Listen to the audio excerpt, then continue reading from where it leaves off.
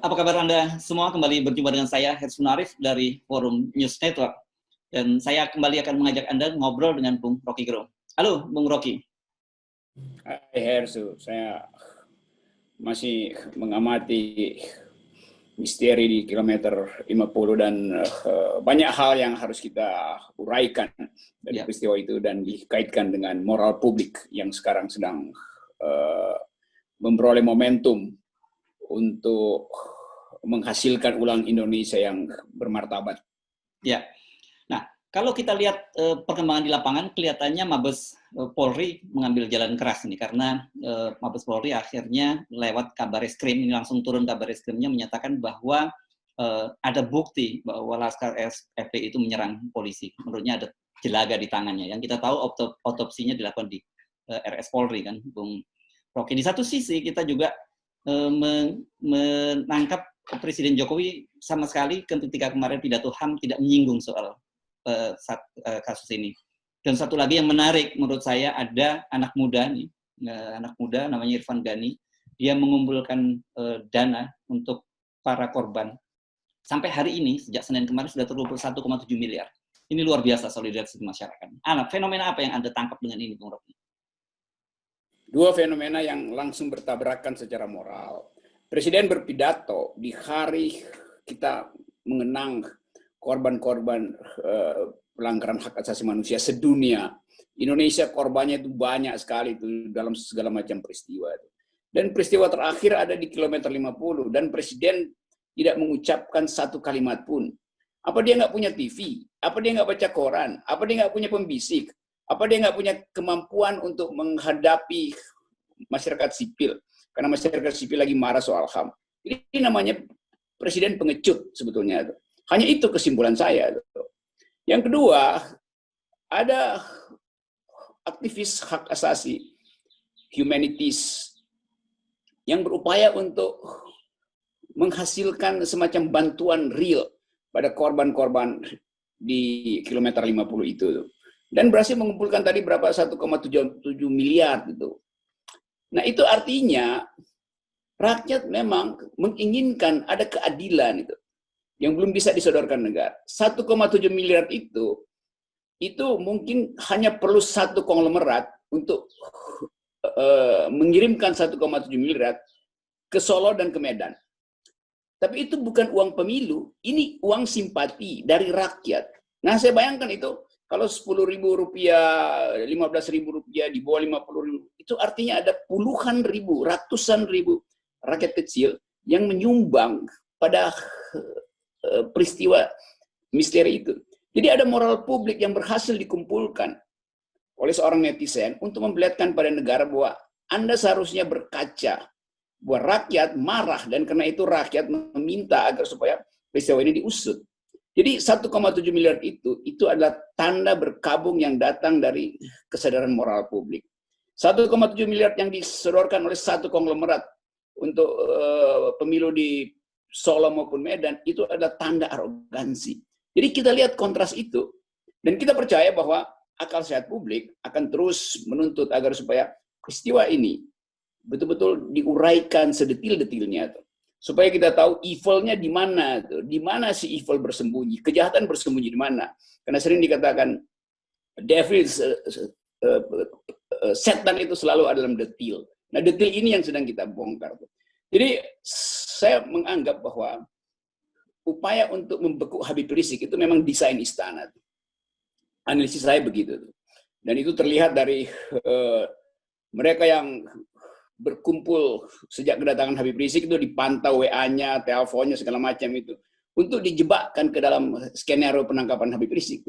Padahal Habib Rizik dari awal itu kesalahannya adalah kesalahan dalam undang-undang kesehatan. Bukan kesalahan melawan negara, bukan kesalahan melawan kemanusiaan, bukan kesalahan korupsi, segala macam. Jadi dia diintai terus untuk dicelakakan. Kan itu yang terbaca di dalam keterangan pers pejabat negara. Dan publik paham itu. Mulai dari pemanggilan Anies Baswedan, itu upaya untuk menggiring opini bahwa ada satu kelompok yang terus-menerus berkumpul, entah online, entah secara fisik di Petamburan, dan Petamburan jadi semacam istana rakyat, istana alternatif. Jadi terganggu betul nih istana presiden karena ada istana rakyat baru tuh. Nah, di situ kita menghitung bagaimana kekuasaan itu ketakutan menghadapi tuntutan keadilan. Oke, mengapa begitu ditakuti Habib Rizik Syihab? Toh kalau bagaimanapun juga Jokowi lepas dari persoalan kontroversi dan berbagai persoalan-persoalan tuduhan kecurangan sudah terpilih dan duduk manis di istana negara. Artinya ada kejahatan yang sebetulnya rasa bersalah di dalam istana itu. Kalau dia nggak ada rasa bersalah, dia terima aja undangan Habib Rizik untuk berdialog. Bahkan Habib Rizik menyodorkan diri berkali-kali untuk lakukan rekonsiliasi itu. Kan itu poinnya kan. Kan tadinya bidikan itu diarahkan pada Gatot Nurmantio dengan kami yang tiap hari lakukan deklarasi dan publik menyambut itu sebagai upaya baru untuk menghasilkan perubahan.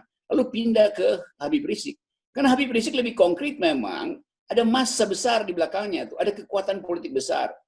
Nah, ini sebetulnya menunjukkan bahwa mereka yang ada di istana selalu terganggu kalau ada kumpulan orang yang mulai menuntut keadilan. Dari KAMI sampai FPI, LSM yang kritis, LBH kembali menunjukkan kemampuan dia untuk melihat problem ini sebagai problem pendangkalan hak asasi manusia. Jadi berbagai macam sektor di masyarakat sipil memang menghendaki agar supaya kekuasaan ini diadili secara etis. Karena berbagai macam pelanggaran dan inkonsistensi, kita nggak usah sebut lagi kegagalan pembangunan lah. Karena dari awal kita udah tahu bahwa cara pemerintah merayakan arogansinya dan dengan memamerkan infrastruktur yang sekarang mangkrak semua tuh. Sekarang kita balik pada inti dari demokrasi, inti dari Pancasila, yaitu merawat kemanusiaan yang adil dan beradab. Dan Presiden gagu dan gagap untuk mengucapkan bahkan satu kalimat yang bermutu, yang menandakan bahwa dia paham Pancasila. Ini nggak ada, tidak terlihat, bahasa tubuhnya tidak terlihat paham tentang keadaan, namanya dangkal dan tidak ingin menunjukkan semacam intensi untuk perdamaian tuh. Jadi konfrontasi akan berlangsung terus justru karena arogansi kekuasaan. Konfrontasi antara masyarakat sipil dan istana. Masyarakat sipil itu sekarang sedang diwakili oleh Habib Rizik, juga diwakili oleh KAMI. Sekarang dia diperluas, diwakili oleh emak-emak, diwakili oleh tukang ojek, diwakili oleh tukang warung, diwakili oleh pedagang keliling yang mengumpulkan uang Rp20.000 untuk menyumbang pada laskar-laskar FPI. Itu sinyal moral yang sangat kuat, yang tidak bisa diabaikan lagi. Ya, mengapa sepertinya pemerintah ini semakin lama semakin menjauh dari logika publik gitu. Dan dalam situasi seperti ini kan sebenarnya dalam situasi yang cukup berat, pandemi, ekonomi kita sulit, bagaimanapun juga solidarity di masyarakat itu harusnya dibangun oleh pemerintah. Tapi justru kesannya bukan itu yang terjadi. Karena pemerintah nggak punya visi, dia nggak bisa lihat bahwa tugas dia sebagai kepala negara adalah mengutuhkan bangsa ini untuk menyeberang melampaui risiko COVID, risiko gagal ekonomi, risiko gagal di Papua, risiko gagal di Cina Selatan. Visi itu yang nggak ada, karena itu dia takut sendiri. Itu sebetulnya perspektifnya, dia tidak punya visi. Yang kedua, dia memang tidak punya kemampuan untuk menghasilkan kebijakan publik, karena dia dari awal dikendalikan oleh yang biasa disebut sebagai oligarki. Jadi ini kepala negara yang tidak punya visi dan presiden yang tidak mampu untuk memutuskan public policy. Nah, dalam keadaan itu, dia merasa dia diganggu oleh masyarakat sipil, diganggu oleh aktivis, diganggu oleh Muslim politics, diganggu oleh purnawirawan di bawah kesannya dikesankan dipimpin oleh Gatot Nurmantio. Jadi orang yang otaknya terbatas dan mentalnya rapuh itu selalu siap siaga untuk menggunakan kekerasan. Itu yang saya anggap sedang berlangsung hari ini, yang belum pernah ada dalam sejarah politik Indonesia, di mana kemampuan intelijen itu dibatalkan oleh arogansi istana. Jadi berbagai macam elemen akhirnya masuk di dalam proyek-proyek kekerasan dan nggak ada koordinasi sehingga menimbulkan berbagai macam ekses. Dan presiden nggak paham bahwa itu sedang terjadi tuh. Orde Baru itu otoriter, tetapi ada sistem yang bisa kita pahami itu. Sehingga kita tahu bahwa kalau si ini mengucapkan kalimat A, maka itu pasti si B akan lakukan kalimat C. Di kita ini nggak ada sistem itu. Jadi seluruh aparat kekerasan itu beroperasi atas maunya sendiri itu. Karena apa? Karena menganggap presiden itu tidak mampu untuk mengkoordinir keadaan keamanan nasional. Ya. Kenapa begitu? Karena presiden sibuk mengkoordinir keluarganya dalam urusan politik. Dan itu yang ditulis oleh publik internasional, bukan sekedar kemarahan pengamat Indonesia, tapi bahkan terbaca di politik internasional bahwa presiden hanya mau sibuk mengurus kepentingan politik keluarganya. Ya, Bung Rocky, kalau kita baca dan tonton statement dari Kapolda itu jelas, dia akan tangkap Habib Rizik dan para pengikutnya yang sudah ditetapkan sebagai tersangka. Apakah ini mereka tidak melakukan kalkulasi? Dan kalau kita melihat ketika Habib Rizik tiba ke Indonesia saja, itu orang beruyun-duyun. Kalau kemudian dengan situasi semacam ini kan akan menimbulkan instabilitas dari sisi keamanan. Dan cost-nya menurut saya bukan hanya politik, tapi biaya juga itu sangat besar sekali. Secara implisit itu perintah presiden. Karena presiden diam, maka aparat menganggap bahwa oke, kita lakukan penangkapan dengan cara kekerasan. Lain kalau presiden pernah mengucapkan sesuatu untuk menenangkan keadaan. Misalnya momentum di Hari Hak Asasi Manusia. Kan presiden diam kan? Padahal presiden tahu ada problem di mana kekerasan bisa digunakan lagi. Dan dia diam. Presiden diam artinya itu adalah izin untuk melakukan operasi kekerasan. Itu intinya. Saya bikin analisis dari keadaan itu. Karena nggak ada lagi keterangan di mana kita bisa percaya bahwa presiden bisa bertindak adil dalam soal-soal semacam ini. Dia bukan dia tutup mulut, dia tutup akalnya, atau bukan dia tutup akalnya, memang dia nggak ada akalnya untuk menyelesaikan soal ini. Jadi sebetulnya terlihat jelas bahwa kita dimasukkan, masyarakat sipil, rakyat, diumpankan ke dalam ya sebetulnya gorong-gorong kedunguan. Dan ini bahayanya tuh. Kenapa? Karena di belakang peristiwa ini ada sentimen agama, ada sentimen ras, ada sentimen kelas. Semua variabel sosial itu dianalisis secara persis di pusat-pusat riset dunia, di tempat-tempat di mana LSM masih berupaya untuk menghasilkan peradaban baru. Dan presiden nggak tahu bahwa itu yang sedang terjadi. Nah, akibatnya aparat juga menganggap bahwa karena nggak ada keterangan resmi, maka kami akan lakukan penangkapan kekerasan, walaupun Habib Rizik lagi berduka itu. Jadi kekeluargaan kita, kemanusiaan kita itu terhalang oleh kedunguan istana tuh. Hanya itu keterangannya itu. Kalau istana pinter dia kasih sinyal paling nggak oke, ini ada masalah yang harusnya kita tuntaskan dan karena itu kami beri kesempatan masyarakat untuk mengamati lebih detail sambil mengucapkan bela sungkawa. Maka saya kepala negara ingin agar supaya ini diusut tuntas, tetapi karena ada duka cita di FPI, maka kami berprihatin dulu tuh. Kita bisa bersabar sama-sama. Itu kalimatnya mesti keluar dari kepala negara. Itu namanya kepala negara tuh. Bukan kepala keluarga yang lagi ngurus politik keluarganya. Bung Rocky, saya lihat ini ya, sepertinya pemerintah memilih politik jalan buntu gitu ya. Karena semua dihadapi dengan kekerasan kan. Indikator-indikatornya kan jelas soal akan ditangkap dan sebagainya dan kemudian presiden diam. Iya, memang jalan buntu itu datang dari otak yang buntu tuh. Karena nggak punya kemampuan intelektual untuk memetakan persoalan ini.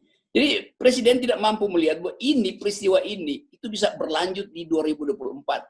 Peristiwa ini bisa menghentikan elektoral politik sebelum 2024. Peristiwa ini bisa membakar lagi relasi-relasi buruk secara sosial, secara religius, secara kultural. Nah ini yang nggak mampu dilihat secara komprehensif oleh kekuasaan oleh presiden. Tentu para mereka yang ada di istana juga nggak tahu mau ngapain. Padahal mereka mampu melakukan analisis kecil, disodorkan dalam bentuk satu halaman pada presiden. 5 orang sodorkan itu pada presiden, lalu diskusi sama-sama. Tapi ini jadi dungu juga kan, analisa-analisa di istana, masyarakat sipil yang datang dari tradisi hak asasi manusia yang berkumpul di KSP, berkumpul di sana. Itu semua seperti disihir untuk tunduk pada semacam ketidaktahuan tuh. Tunduk pada ketidaktahuan. Kan ini memalukan betul kan. Orang tunduk pada ketidaktahuan itu namanya separuh orang itu. Iya, Nah, tetapi kan dalam situasi begini ini kita tentu membutuhkan ada satu figur yang kuat, yang wise gitu, yang bijak melihat situasi. Bagaimanapun akan merugikan semua kalangan kalau kemudian kekerasan dihadapi dengan kekerasan. Gitu. Maksud saya bukan keras dihadapi kekerasan, civil society dihadapi dengan jalan keras gitu. Iya, beberapa tokoh yang masih kita boleh kasih semacam acuan jempol misalnya secara moral karena berupaya untuk mencarikan jalan keluar. Ada MH Ainun Najib, ada Yusuf Kala, ada Susilo Bambang Yudhoyono, ada pemimpin Muhammadiyah segala macam yang secara detail tahu tentang arah dari keburukan ini dan berupaya untuk kasih sinyal pada presiden. Tapi nggak ada dipanggil presiden atau dibentuk semacam ya paguyuban penyelamat bangsa secara ad hoc misalnya itu. Jadi nggak ada inisiatif dari istana untuk berdamai dengan keadaan ini. Jadi istana akhirnya memilih betul tadi jalan keras yang adalah jalan buntu, yang adalah jalan dungu. Ya, tentu dalam situasi ini kita mendorong, tentu bukan hanya mendorong, mengingatkan juga pemerintah bahwa langkah-langkah keras begitu itu akan merugikan bukan hanya bangsa Indonesia, tapi pemerintahan mereka sendiri. Itu yang perlu diingatkan. Ya itu maksimal yang bisa kita ingatkan itu. Juga kita ingatkan pada kepolisian, pada aparat negara pengatur keamanan, supaya hati-hati terus karena bangsa ini ada dalam kerentanan luar biasa.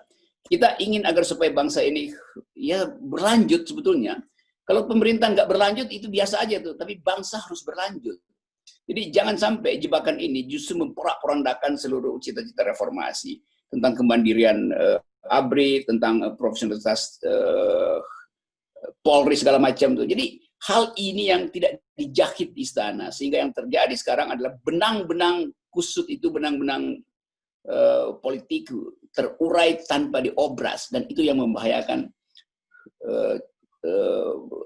ingatan kita dalam upaya untuk merajut kembali bangsa ini di dalam keakraban dan dalam peradaban.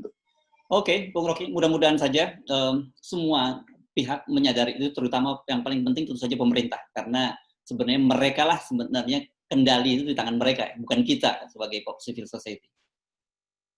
Ya.